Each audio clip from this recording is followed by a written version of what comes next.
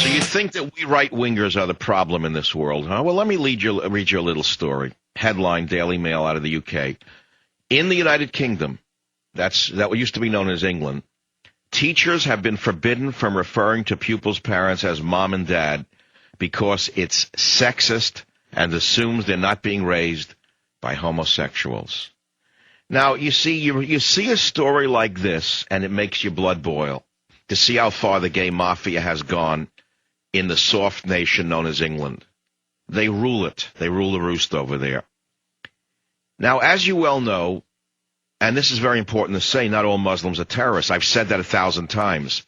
But most Muslims are very traditional when it comes to family values.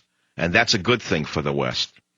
Do you understand why the homosexual mafia is actually responsible for some of the Islamist behavior and reactions? Do you understand it? Now, you've not read this anywhere because the media is controlled, as you well know, by the left wing. But a lot of the Muslim rage across the landscape is being driven precisely by stories like this, where you send a child to a school, let's say in England, and the teacher is forbidden from referring to the pupil's parents as mom and dad because it's said to be sexist and it assumes they're not being raised by homosexuals. Now, what would that do to you if you were a traditional Muslim family, not terrorist, but you didn't want your child exposed to that kind of filthy, twisted mentality? What would it do to you? Tell me what it would do to your mind. Where would it drive you?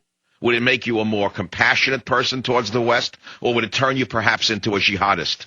Don't you understand what's at stake, damn it? Don't you understand that I'm right and they're wrong? Don't you understand the sick perverts are killing all of us? And that these spineless politicians are worthless. The politicians are malware. They'll pander to anybody. You want truth, you got to turn to me. You want reality, you got to listen to talk radio. And I mean people who don't mince words, who don't sit there worrying about what this one thinks and that one thinks. The minute you start thinking about what this one thinks and that one thinks, then you stink. Get off the air. Leave radio. Go to the golf course. Go drink $1,600 bottles of wine and lick Cheney's boots. Go ahead. That's the kind of talk show host you are.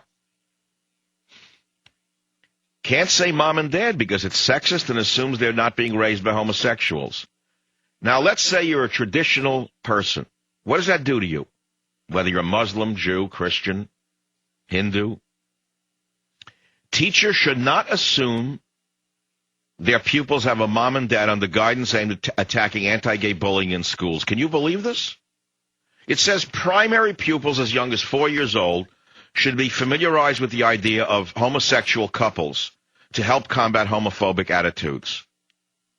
Teachers should attempt to avoid assumptions that pupils will have a conventional family background, it urges.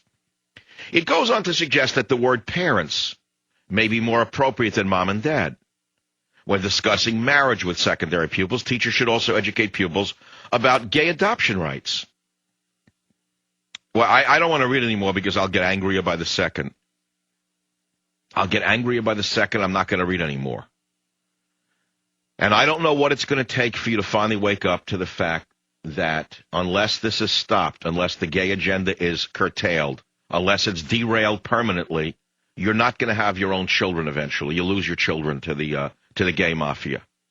Well, if they could get away with this, which they never could have gotten away with in your father's generation because he was a much better man than you are, your father would have taken a day off from pipe fitting and gone in there with blood in his eyes, and he would have screamed at the PTA meeting, "Over my dead body, you'll teach my children that filthy garbage." He would have gone crazy. But today you wouldn't do that because you'd be ashamed to say a word. You're afraid the other parents would look at you like you're a Neanderthal. That's how far you've come. That's how far you've come? That's how deballed you are. You're like a department store dummy, most of you. You're afraid to say what you think. You're afraid to say what you know is right. And so now let's move the clock ahead 10 years. Tell me where the gay agenda goes in 10 years if they're getting away with this now. 1-800-449-8255. Albert, Los Angeles, 8:30 on the dial. What's on your mind? Go ahead, please. Hello, Dr. Savage. It's a pleasure to talk to you. Yes. I was calling regarding one of the lawyers that you mentioned, that the Jewish liberal lawyers, Mark Zimmerman. He's actually the founder of Freedom of Speech or First Amendment Project. That I mean, he's actually defending against your. Yeah, it's very interesting. That's how the ACLU, mainly Jewish lawyers at the time, defended the Nazis' right to march in a Jewish neighborhood in Skokie, Illinois, debasing Jews and calling the Holocaust a lie. Isn't it interesting how it works? Fascinating. Just fascinating, isn't it? Savage. Christianity cannot survive if the Jews are permitted to be annihilated. The problem is the Christians in America today are the only element in this society who support Israel. And it's astounding to me that the liberal Jews in America don't support Israel by and large.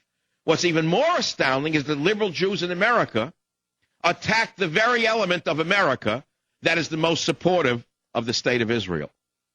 But then again, liberal Jews have never, ever surprised me in their behavior before. I'm never surprised by anything they do. Some of them may be brilliant writers. Some of them may be brilliant orators. Some of them may be brilliant movie makers and bankers and financiers and mathematicians. But when it comes to survival, the American Jewish liberal, unfortunately, lacks the gene to understand what is necessary to survive. That is why they turn on the evangelical with such hatred that it astonishes me. The American liberal Jew hates